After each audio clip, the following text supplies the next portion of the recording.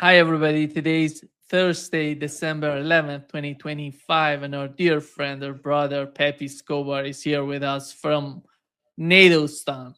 Welcome back, Pepe. Well, Dima, it's a pleasure to salute you and our audience from, I wouldn't say the heart, but front of the lungs of NATO stan. I am at a very critical location. I am in Friuli, very close to the mountains. I can see them. I am in a house very close to the mountains.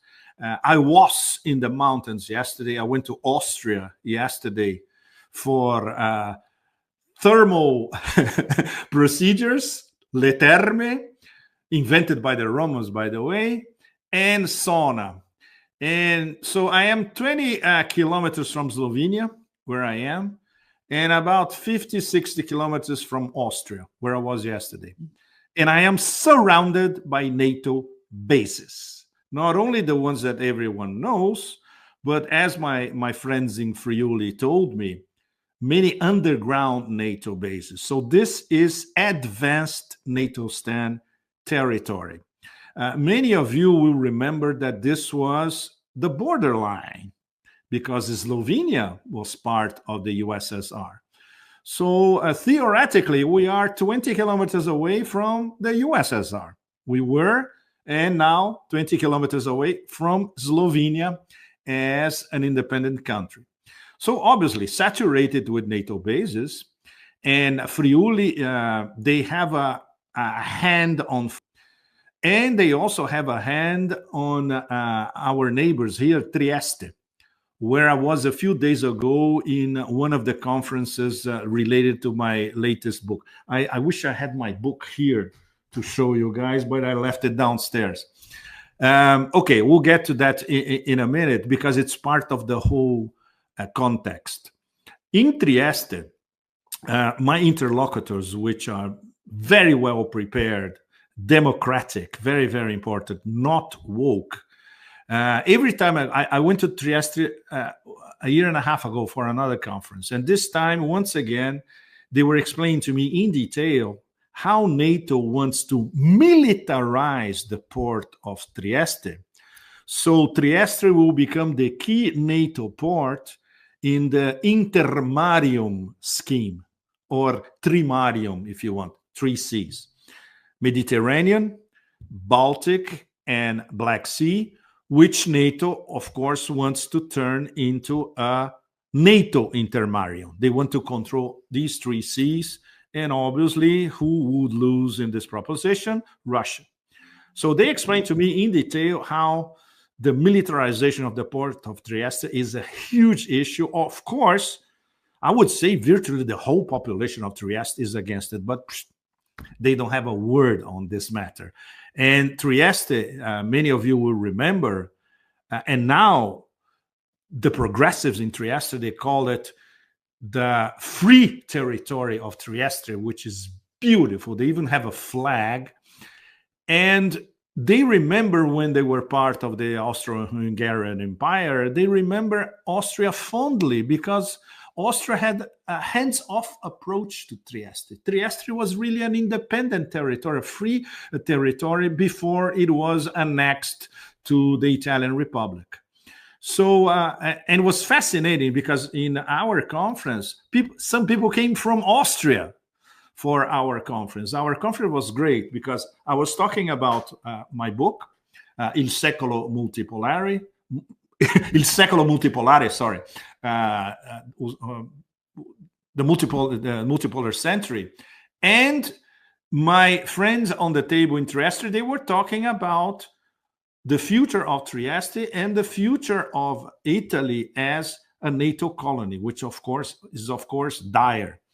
And throughout the conversations that I had since the beginning of December, it was fascinating. We went to Udine, near where I am now, in Friuli. We went to Trieste after that, then Bologna, which is a city extremely progressive since the end of the Second World War, traditionally called Bologna la Rossa, Red Bologna.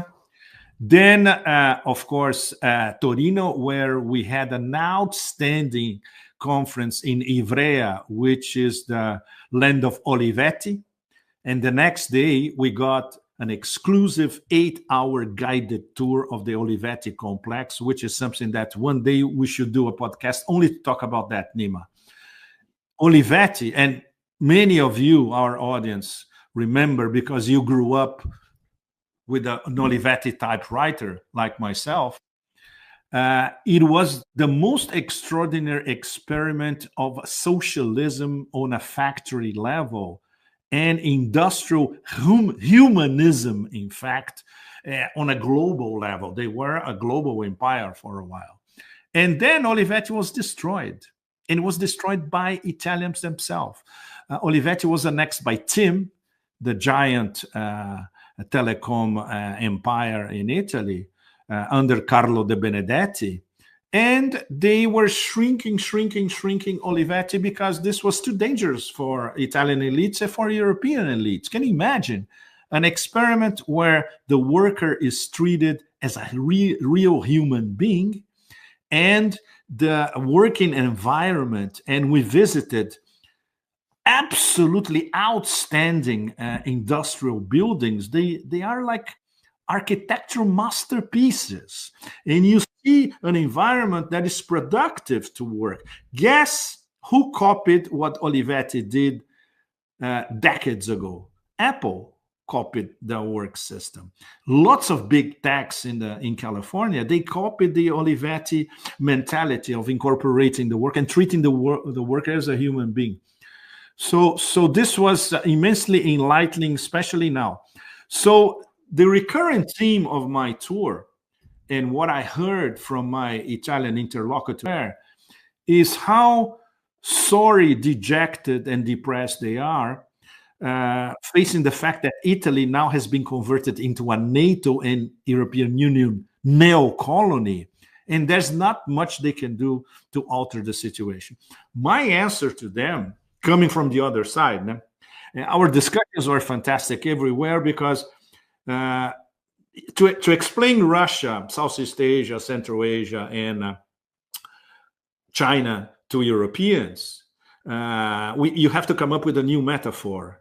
And the new metaphor is the Istanbul Wall. When you cross the Istanbul Wall, you are either in Eurasia or you are back to the collapsing European Union, collapsing NATO.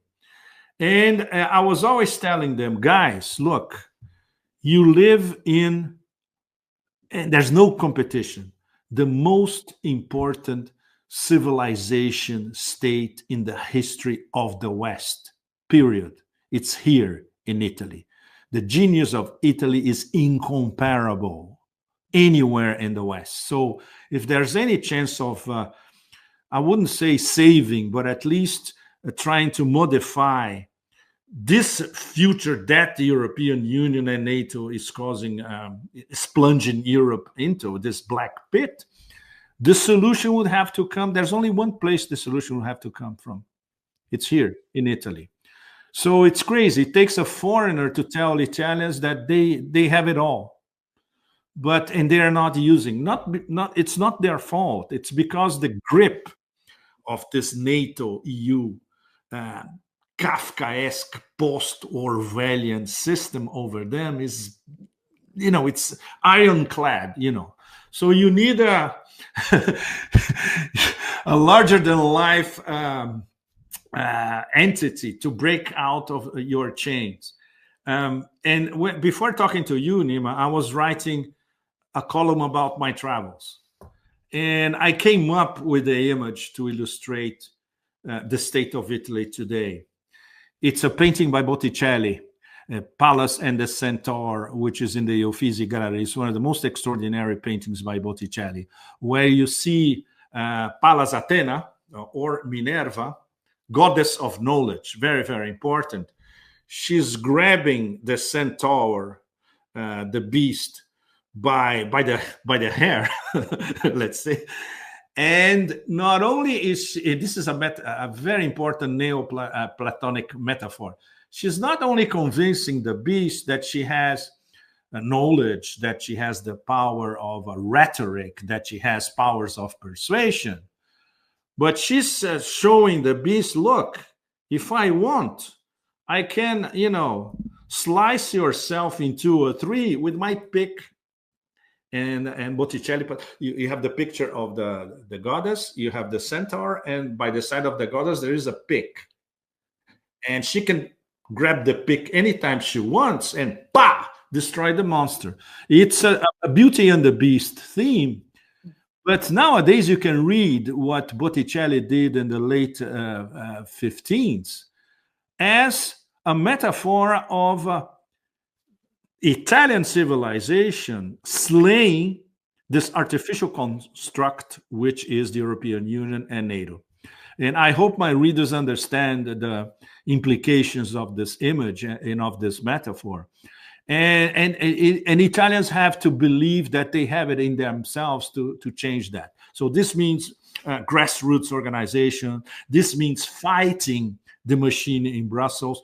For instance, Nima, very, very impressive. I arrived in Florence, where I lived as a student millions of years ago. And one of the first things that I see in a 15th century spectacular palazzo, there's an enormous banner saying, "This community refutes war," with the colors of the Italian flag, and everybody understands them. We are not part of Brussels wars, forever wars against Russia, and we're not part of NATO wars as well. So, and this you see in the capital of the Renaissance, in the one of the most cultured and artistic places on the planet ever. So they can do it. But it's very difficult, and it was great to interact with all the audiences. Every one of our conferences was full house, and there were very, very good questions. While I was trying to explain to them Russia, China, and they were always in the questions. They were mixing that, which is something that they never read in Italian mainstream media, with their own bits of information about how Italy has been destroyed by this combo, European Union, NATO. So there are, I would say, reasons for us to think that the destiny of Europe is not total destruction as it is at the moment. There is a possibility in the future, and the possibility will have to come from here. Yeah. Please hit the like button, helping us reaching more people. And Pepe, let me bring up what Donald Trump said about his latest talk with European leaders. Sure. Here is what he said, Pepe. European leaders today, I think, sir, about Ukraine. I did. Could you tell us about that? And is there a new revised peace plan that Ukraine has presented? The leaders of France, we spoke to, and Germany, and UK, all very good leaders, very good friends of mine, and we discussed Ukraine in pretty strong words. And we'll see what happens. I mean, we're waiting to hear answers before we progress. Pepe, considering the national security strategy of the United States, in which Ukraine case is not a priority for the United States anymore. Sure. And sure. How do you see this sort of confrontation between the United States and Europeans in Ukraine? Well, Nima and all of you have, if you are not in Europe, you have no idea of how many serial heart attacks have been going on for the past 10 days or so, all across the Brussels axis and in the main capitals, in London, in Paris, in Rome as well, here nearby. And of course, because the doctrine, let's call it the Trump doctrine, even though, and I posed this question already in my column that is coming out probably later after our talk on Sputnik International in Moscow. I posed the question and we had a discussion about it because I was too explicit, and they say, look, you cannot say that because they're gonna come after us big time.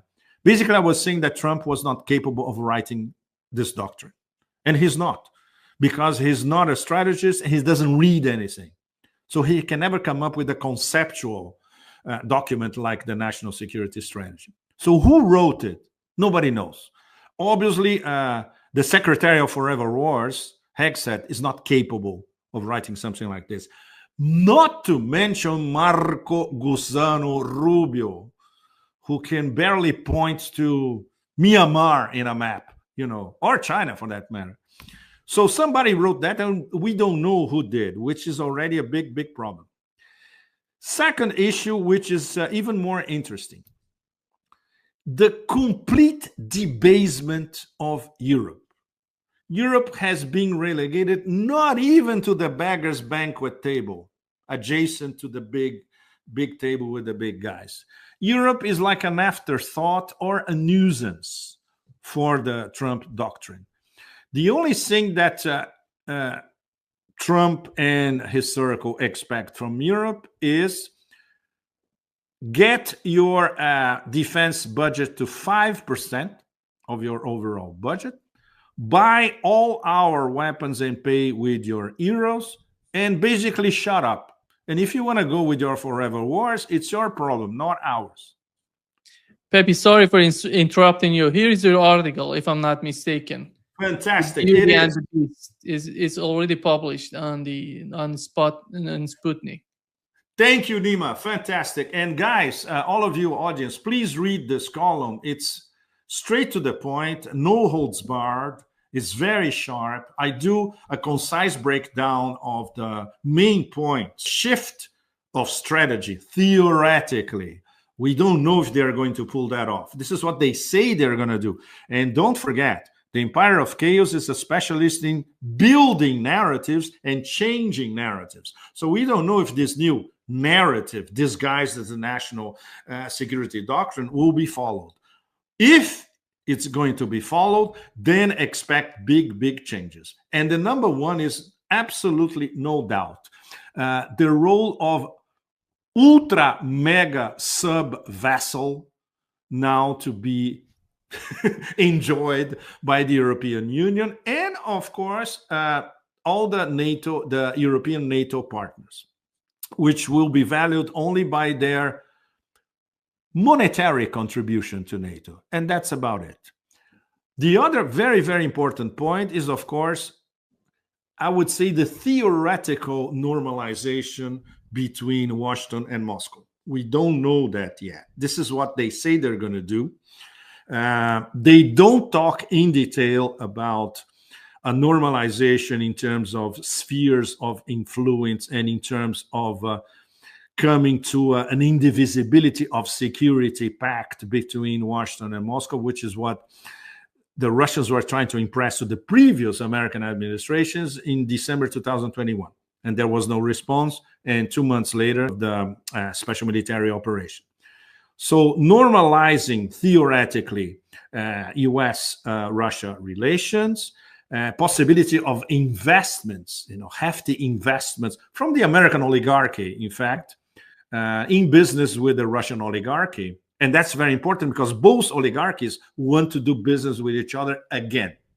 And this is a major incentive behind Trump or behind who wrote the strategic doctrine. But inbuilt even in the language, in the terminology, there are some hints that this is only one part of the strategy. The other part of the strategy is to use, I would say, carrots to the Russian oligarchy to start aligning with American interests or American values, let's put it this way. And this, in short, middle, or long term, would provoke a split among the Russian oligarchies and go against the Kremlin. Obviously, they don't say that in these words, but this is how we should translate it.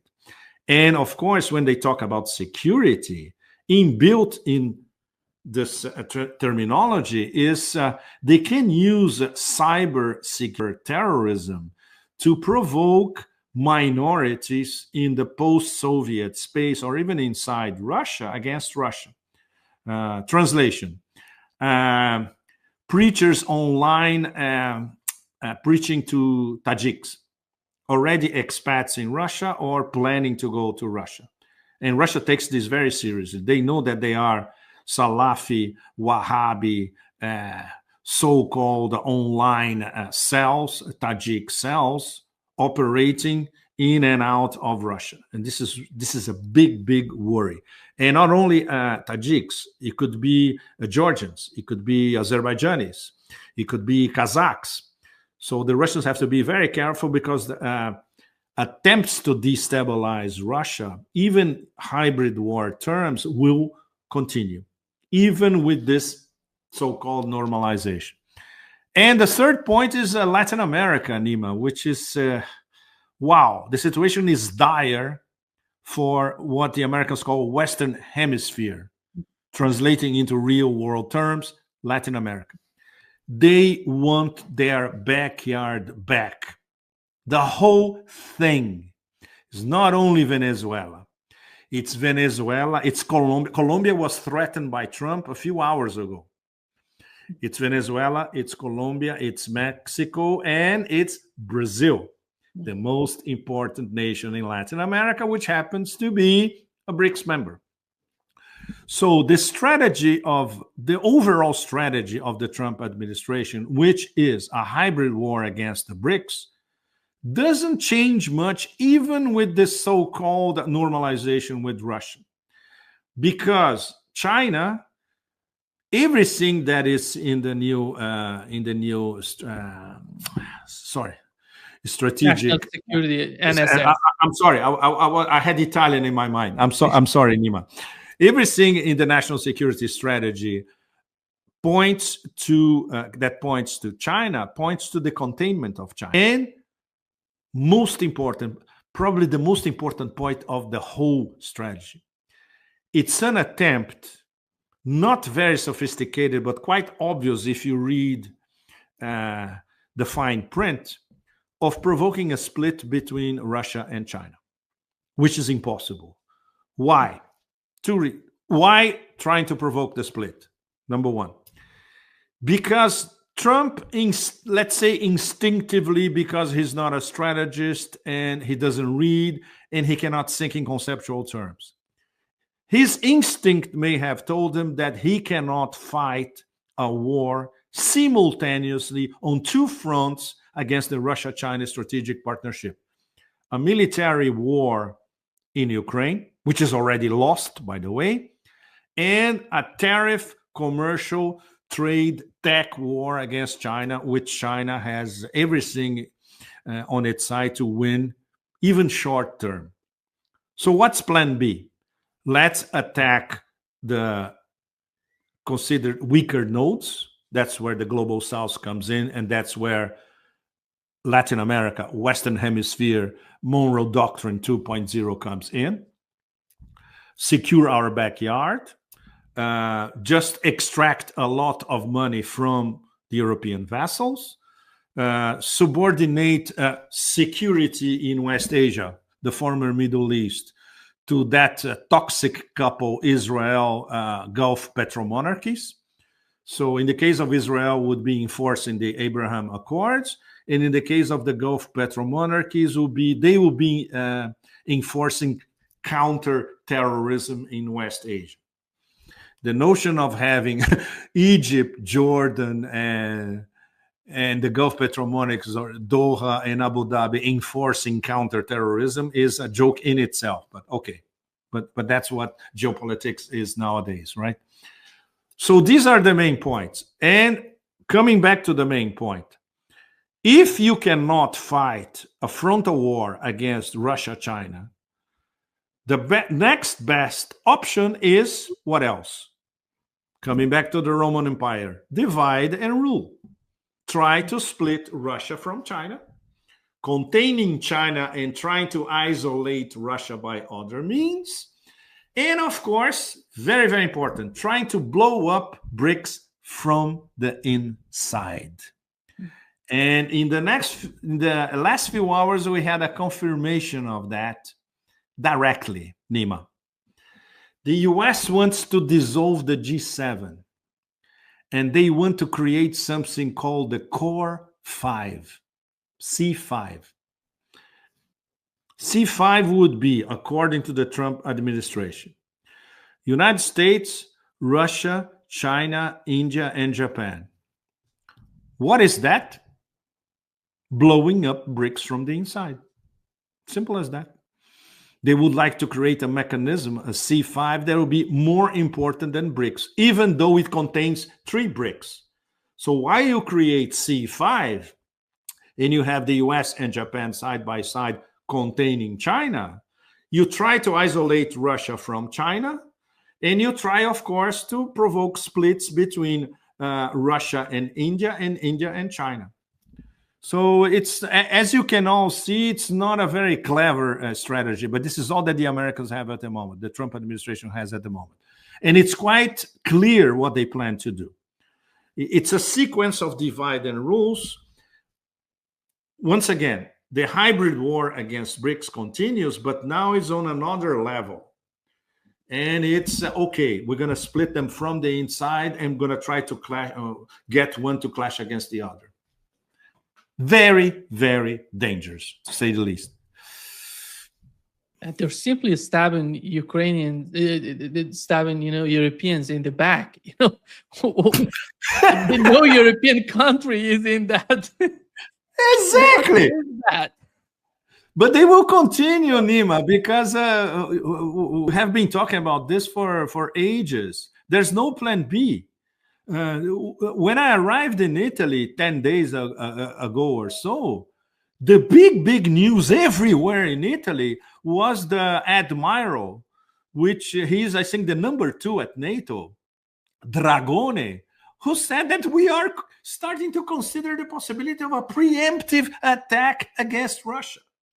Everybody was, of course, not mainstream media in Italy, but all the progressive circles everywhere, informed people, academics, top scholars, they were talking about that. They say, and now these idiots, and even an Italian, they want to plunge us into total war. It's completely nuts, So when the Americans look at that, they don't care. And this is I would say if this was a fable, the moral of the fable in the end would be, we don't care what you Europeans do. We already moved on. And the national security strategy proves that they already moved on, because the priorities are Western Hemisphere, Latin America, and Indo-Pacific, which doesn't exist. It's Asia-Pacific, meaning this is a shorthand for containing China. These are the priorities. And of course, normalizing with Russia, but normalizing up to a point. That's it. Europe. What is Europe? They don't care. Coming back to the beginning of our conversation, if Europe will change its destiny, it will have to be via a grassroots movement, and probably coming from Italy, because Italy has all the political, cultural, geoeconomic, geopolitical accumulated history over 2,000 years to pull it off. It is the most civilized place in the West. No competition. And it's very interesting how informed people in Italy, they appreciate the merits of Russia. They are not, and they don't practice Russophobia because they know it's pointless. Scholars, for instance, every major scholar in Italy studied Russia. They're very good commercial. They were before SMO, very good commercial relations, and they will continue to be. Many Italian companies did not abandon the Russian market. So that's the difference between here and other European powers. And an observation that is fundamental to understand Europe. Well-informed Italians, they explain to you in detail how, for France and England, they simply cannot admit or live with a very strong Italy. And it has been like that since the end of the Second World War. And it has not changed and will never change. And under Brussels is even worse, So well-informed Italians, they know very well the power that they have and how other European powers fear Italian power. No wonder, you know. I wish I had it with me now, Nima, but when I arrived in Venice almost two weeks ago, friends of mine went to the airport and they gave me a red cap written, "Make Roman Empire Great Again." So this is my motto now. Yeah, make Roman Empire great again, motherfuckers. We got it all. We got Caesar. We got Caligula. We got anything. Well, that was a joke, of course. But they have Leonardo da Vinci. I went to my favorite bookshop in Firenze, and I bought a very rare first edition by Einaudi, a collection of writings by Italian humanists. Everything, you know, Petrarca, Marsilio Ficino, all the way to Leonardo da Vinci and Machiavelli. When you see this all together in one thick volume like this, I said, wow, these guys, they did everything. They thought everything. They were ahead of everybody. Always, they cannot be reduced to the status of a lowly NATO colony, you know. So, you know, you will revolt when you see that glorious past and thinking and knowledge, especially, you know. So if it's impossible to do a tour like this, for instance, in Germany or in Britain or even in France, Nima, impossible. There's no freedom of there's not enough freedom of expression to allow something like this. So it's an honor to be here, and it's an honor to learn from them, and it's an honor to learn from, you know, the great civilization state of the whole West. And obviously, the Trump administration, they look at Europe, they don't see these details, you know, they see just this amorphous block centered in Brussels. Their stupidity, which is even considering the crazy degrees of American stupidity, especially in their mainstream media and in Congress, Brussels beats all of them hands down. And they continue to say the same thing, Nima, even after the national security strategy.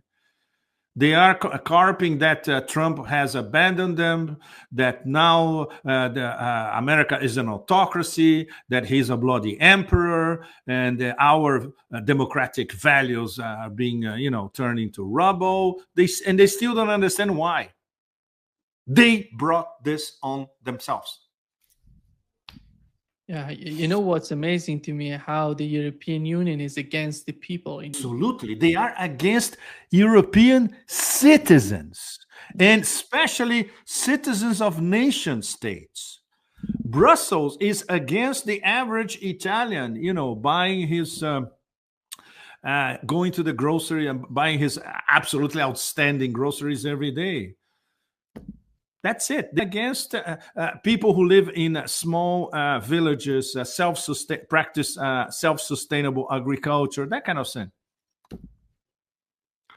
It's an absolutely failed artificial construct that is now imploding in slow motion, but it's still going to take a long time for it to totally collapse. There are a lot of discussions about Brexit-style exits from the European Union, which is something that could happen, I would say, in draw to 4 or 5 years, certainly. But the most important problem from the point of view of everyday life is that this implosion is accompanied by more taxes everywhere, more and more disappearance of public services, more concentration of wealth. For instance, the 1% in Europe, they live unimaginable wealth to the whole global south, in fact. When you drive, it's amazing. We crossed Chianti and Val d'Orcia, going to Montalcino, which is the holy grail of wine, of course. I go there every time I come to Italy. And my friends were telling me, do you see all these spectacular 5-6 million villas here? They're not owned by Italians anymore. They are owned by Anglo-Americans. They are owned especially by Brits and Americans and people who work in the financial markets, investment funds, hedge funds. And it was fascinating. We were having an amazing lunch in Montalcino, drinking the best Brunello, and I was paying attention to the conversation on the table by our side. Guess what was happening? An American buying a villa from an Italian woman. And I think they clinched the deal by the end of the meal. She was desperate to sell because she was broke. The only thing left for her and her family was the villa. And then, you see this American, he looked shabby. He didn't even look like a New York investment banker. He looked shabby, but he had the cash. So he could buy a villa that he would never understand the meaning of that villa. Probably a villa coming from the 13th or 14th century, with their own winery and all that. But he had the cash to buy it. Horrible. Well, this is parallel. The whole thing is interconnected. Because the European Union is an enormous laundering machine as well. It's so tragic, Pepe. It's tragic. It's tragic. Yeah. Because when you talk about C5 and Europe not being part of that, and with the case of this failure in Ukraine, and I don't know if they're putting all their eggs in one basket, in the US basket. From the beginning, they don't see any alternative for their future. That's the problem. I don't know how much longer they can continue with this sort of concept. What do they until they implode, Lima?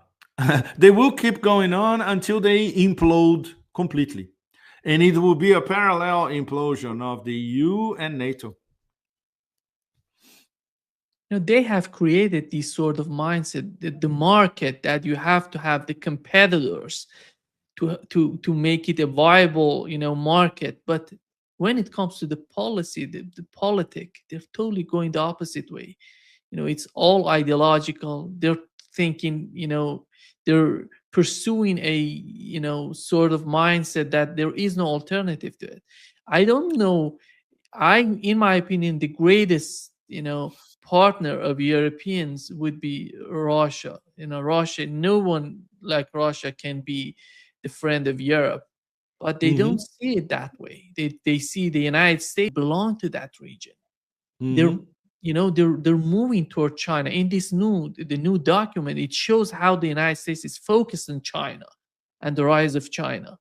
There is no place for for Europeans in the strategy of the United States. And there is no will in European to understand that. Following screenplay that was designed by what we call, it's a very imperfect terminology, the globalist elites. No question. These Atlanticist globalists, in a sense of one world, one government, one machinery of repression, they don't care about individual identities across Europe. They only care about the machine that is going to implement this one world government across the West, in fact, across the whole West. So that's why there was never a plan B. And if we go deeper on a philosophical, metaphysical, ontological, strategic analysis, Russia is the only serious barrier against the spread of this globalist scam. In fact, Russia is a cohesive society, conservative in values, praises the family, the traditional family, is not woke at all and will never be. It's Christian Orthodox, which is already an anathema compared to the Roman Catholic Church, believes in religion, is deeply religious. All that goes against the globalist agenda. So they need to destroy Russia to implement the agenda. And now that they see that it's impossible, no wonder they are in total. It's beyond panic now. You know, it's when the Titanic was already down there. You know, there's nowhere to go. There was never a plan B, and they will continue, and they continue to say the same stupidity from the toxic Medusa, which in fact she should be in the Botticelli. If a neo Botticelli would repaint Pallas and the Centaur, she should be the Centaur, you know, and a Minerva would have its pick, you know, ready to squash her. But and of course that undescribable stupidity, the crazy Estonian responsible for the EU's foreign policy. How to qualify that woman? It's impossible. The stupid meter was blown off the charts by her. And of course, there are people inside Brussels who says, this woman, she's ridiculous. But there's no way to expel her. These people are ultra protected. Even Pfizer-gate von der Leyen cannot be expelled because she's ironclad protected. And it's the revolving door. Now, these people, they finish their mandate and they are reconstituted in another institution with the same kind of power, you know. Stoltenberg, all these people. Well, it's coming back to what we were discussing in the beginning. It's going to take generations to change that. Hopefully not more than one or two, but maybe, you know, with a century to change that. And it's up to the populations of individual nation states in Europe. Hungary may be setting an example. Slovakia may be following it. Maybe Austria on and off. But Italy is complicated, Nima, because Italy is a total NATO neo-colony, totally controlled by the Americans and the globalists. So it's going to be very hard. And the fifth columnists in Italy, they are extremely powerful and they will continue to be powerful. From Carlo De Benedetti, who engineered the destruction of Olivetti, to Mario Draghi, who, by the way, has a gigantic villa in Tuscany as well, like all of them do, you know. In fact, in Umbria. The guys in Umbria were telling me about all the rich Italians who... Umbria is a sort of mini Tuscany, you know, it's less crowded, less foreigners, wonderful way of life. The food is outstanding. The climate is outstanding. So it's the perfect refuge for these people. And they can buy a villa for a fraction of the cost of a villa in Tuscany. You know? So these people won't go away. The Agnelli family, the Agnelli Elkan family, which owns, among others, La Stampa. And it's The Economist or The Economist. The Economist as well. They have huge shares in The Economist. So when you read The Economist, you're not reading the city of London exactly. You're reading a bunch of gangsters from northern Italy, centralized by the figure of Agnelli, who was a gangster who in the end was very, very lucky. The real great entrepreneur of northern Italy, it's the story of Olivetti. Adriano Olivetti, especially the son. Camillo Olivetti was the founder of Olivetti in 1908. And Adriano was the guy who projected Olivetti to, you know, being a global humanistic corporation. And it was amazing because I talked to a top engineer, one of the guys who invented responsible for the electronic advances of Olivetti in the 70s and 80s. And the person who gave us the guided tour, she was a former top Olivetti executive. And they speak of the company like it's their family, still today, when they are retired. You know, it's amazing. And when they give you the details of how the architects projected the industrial buildings, how they designed the refectory which you go to a refectory and you have modern art masterpieces everywhere. How they designed a hospital and a health service department, how they built nurseries. Can you imagine? They built a nursery in the middle of a gigantic park with Japanese pavilions. So the sons of the workers could go to a nursery that was organically integrated into the landscape. What kind of company nowadays does that, on a mass scale? So that's the definition of industrial humanism, which disappeared completely. And of course, pioneered here in Italy.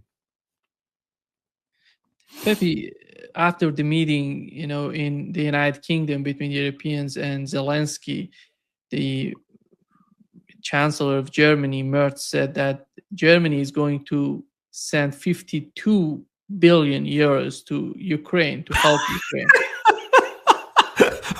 52 billion that they don't have, right, Nima? And looking at Germany and German economy today, and I'm an engineer, Pepe. I look at the numbers. I see what's going on with the economy of Germany and how important and crucial the Russian energy was for the economy of Germany. Sure. I would say the best friend of German people on this planet is Russia, because they have sustained that sort of economy that the German people were enjoying for such a long time. And they're doubling down in Ukraine. How do you see the change of power from the, it seems to me that the eastern part of Europe, considering Slovakia and Hungary, they're more, they understand better what's going on with the whole case of Europe and the conflict with Russia. Do you think that the power within Europe is somehow changing from the west to the east, or something is happening in Europe? I'm not sure about that. What is your understanding of that? Well, it's okay. There are two vectors. Let's say there is a vector that is going Brexit style. That will be Hungary, Slovakia, a few others. But there's also a vector that is trying to transfer power within the EU especially towards the annexes comprising Poland. Very complicated story because they have an inferiority complex, a tremendous inferiority complex, and at the same time, arrogance. They still believe that they are in their own empire in the 17th century. And the Baltic Chihuahuas. The original plan for the new NATO before the SMO, and even assuming that they would be able to destroy the Russian economy in 6 months, which was their original plan, is that the new NATO would be basically guided by the axis London, Warsaw, Baltic Chihuahuas, and Kiev. So obviously this plan completely collapsed. So they are trying to get Romania into this bunch. And at the same time, we have the anti-Brussels group, which can become much, much stronger. And we have the disintegration of the three most important members, Germany, France, and Italy. Italy, once again, will depend on the Italians getting their act together, progressive Italians. It's a long shot. France, the country is totally broken. Le Petit Roi, the actual popularity rate is even less than 10%. It's probably around 5%, if it gets to 5%. Everybody hates the motherfucker, but they cannot get rid of him because an impeachment process in France is totally impossible because the system blocks it. And taxes are going off the roof. People are desperate because they cannot pay their bills anymore. Even middle-class French men and women cannot pay their bills anymore. Everybody knows that this went totally downhill with Le Petit Roi. And Germany with this BlackRock chancellor, his once again his popularity rate is the worst of any chancellor in recent memory. In his first year. So the disintegration in the top three of the EU is blatant for everyone to see. And at the same time, there is this sentiment of impotence. There's nothing can be done about it. Why? Because there's no political articulation coming from the grassroots. Something that has to start, and it has to mobilize young people. In Italy, there are already good signs. Young people being mobilized, especially against the genocide in Gaza, against NATO's wars. That's a start already. In France and in Germany, forget it. And the Germans are too passive to start anything, minimally revolutionary. So that's the problem. It points to a slow, painful, toxic process of disintegration on both institutions, on the EU and on NATO, and in parallel, and involving many of the key actors in all of them. But the main thing would be to try to discredit completely the Brussels system. And that is something that is approaching, because when we have a definitive Russian victory in Ukraine, where everybody's going to have to sit down on the table to listen and sign on the Russian demands, we're getting to this point in time, sooner or later, then the defeat of the collective West will be flagrant, total, graphic, crystal clear, any way you want to. And that would be the beginning of the end of this dissolving and this fragmentation, this collapse of both the EU and NATO. So the key, if we had to set a timeline and a key date, Nima, would be the day when Russia will tell the collective West, that's it, we won the war and these are our conditions. There's no other way. There's no other way. Obrigado, Pepe. Muito obrigado. Grande prazer, como sempre. Enorme. Muito obrigado. Obrigado, all of you. Grazie a tutti. Grazie. Daqui de NATO Stan, na fronteira. Okay, close to Slovenia, close to Austria. And my next step is back to the Roman Empire. I'm going to Rome tomorrow. Roman Empire all over again. I continue to be in NATO Stan, and I'll be writing more about NATO Stan. I have one column already published, another one probably tomorrow on life in NATO Stan and how Italy has everything it takes to turn some things at least upside down in the West. Yeah. Thanks, everybody. Cheers. Cheers.